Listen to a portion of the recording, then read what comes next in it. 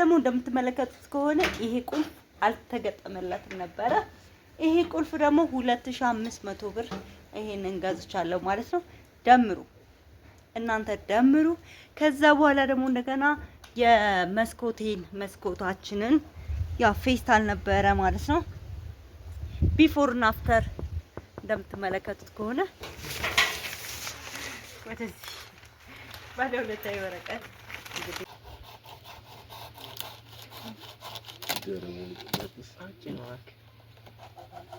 ማሰሪያም እንዳይሆን ሳዘናጋቸው ነው። ለማሰሪያም እንዳይሆን እዛ ላይ እንትን የምትለው ለማሰሪያስ ቢሆን እኮ ምን አለበት? ኧረ ይወጣል። ይሄን ግን እንኩት ብሎ ይሆናል። ይሄን ሁሉ ፔስታ መጥቶ መቼ ነው የመጣው? ትናንት የሚያሳየው ነው ማለት ነው። አንድ መስታወት ይኸውልህ አንተ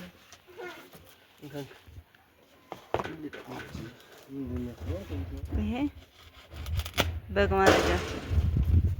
ኧረ በማርያም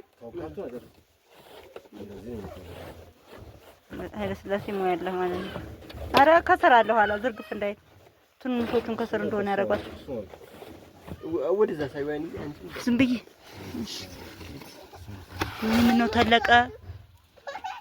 ተባረኪ ብሩኩኝ፣ ብርሽ ይባረክ፣ እጅሽ ይባረክ፣ ማዳምሽ ደግ ትሁንልሽ፣ ሩሩ ትሁንልሽ። እግዚአብሔር አምላክ ደግሞ ለሀገርሽ ያብቃሽ። እግዚአብሔር ይስጥልኝ። አንቺ እንዳስደሰትሽኝ ደግሞ መድኃኔዓለም ያስደስትሽ የኔ ቆንጆ። እጅግ አድርጌ ነው የማመሰግነው። ክብር ይስጥልኝ ማለት እፈልጋለሁ። እኔ እንግዲህ ምርቃት አልችልበትም። የጎደለውን ደግሞ እግዚአብሔር አምላክ መድኃኔዓለም ይገለባጠረው ማለት እንጃ ይተኛ።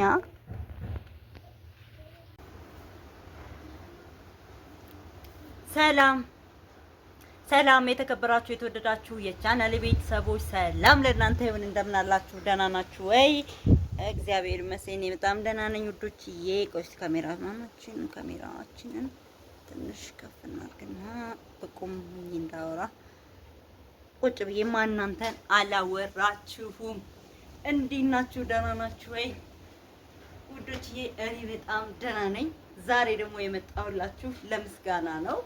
እንግዲህ ተመልካቾች ሰሞኑን እንደሚታወቀው ከሆነ ከሊያሾ ጋር ቡጥ ጀምረናል። በነገራችን ላይ የሊያሾን ብር እንዳልቀበር ያደረገችኝ አንድ ልጅ አለች ማለት ነው።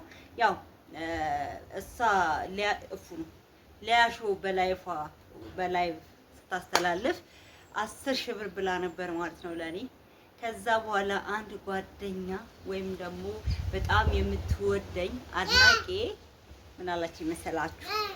ከሷ 1 ብር እንዳትቀበይ 10 ሺህ ብር ነው ወይ የ10 ሺህ ብር እኔ ነገውን አስገባልሻለሁ ብላ ከብሄሩት አንድ ወዳጄ አስገብታልኛለች ማለት ነው።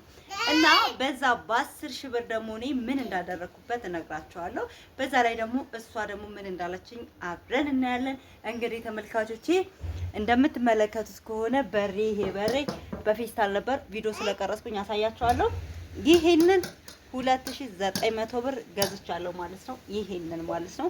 እዚህ ጋር ደግሞ እንደምትመለከቱት ከሆነ ይሄ ቁልፍ አልተገጠመለትም ነበረ። ይሄ ቁልፍ ደግሞ 2500 ብር ይሄንን ገዝቻለሁ ማለት ነው። ደምሩ እናንተ ደምሩ።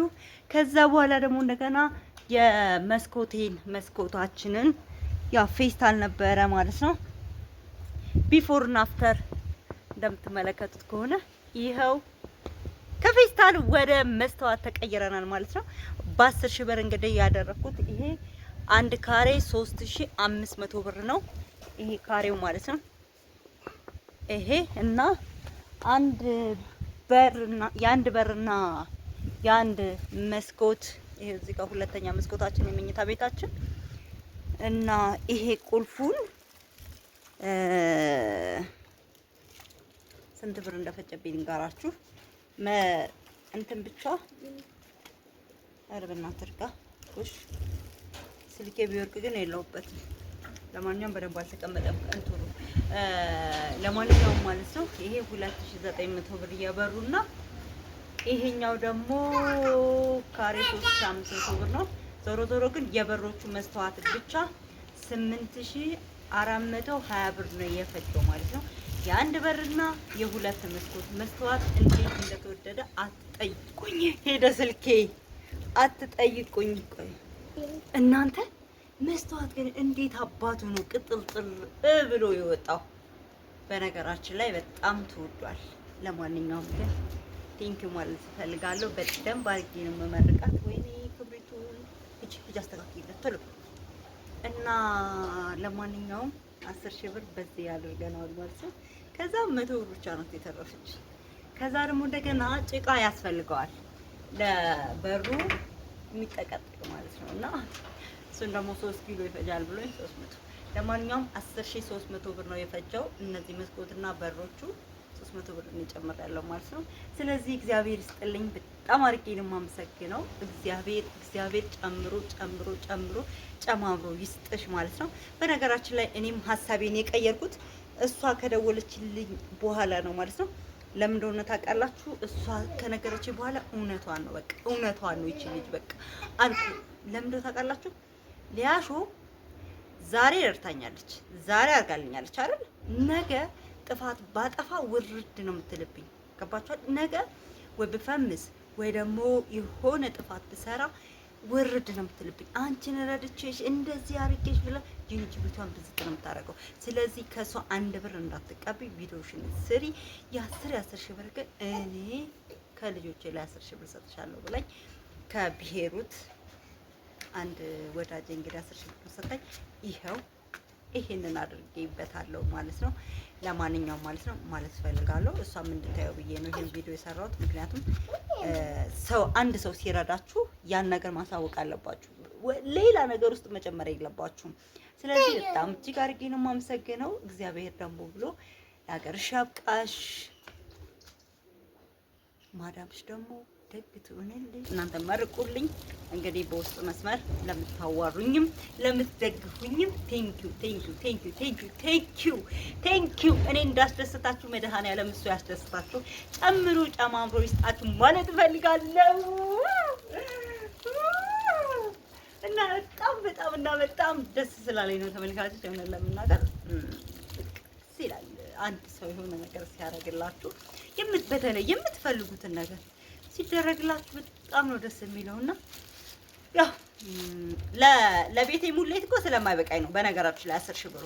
ለዚህ ግን ስለበቃኝ ብቻ ነው ይሄ ግዴታ ያስፈልገኛል ስለሚያስፈልገኝ። ስለዚህ ከሊያሾ ጋር ማንኛችሁም እንዳትነካኩ፣ ሊያሾ እንዳትነካኩ ማለት እፈልጋለሁ። ለማንኛውም ግን ቴንኪው አንቺ ይሄን 10,000 ብር ስላልሽ ነው እሷም የሰጠችኝ ማለት ነው።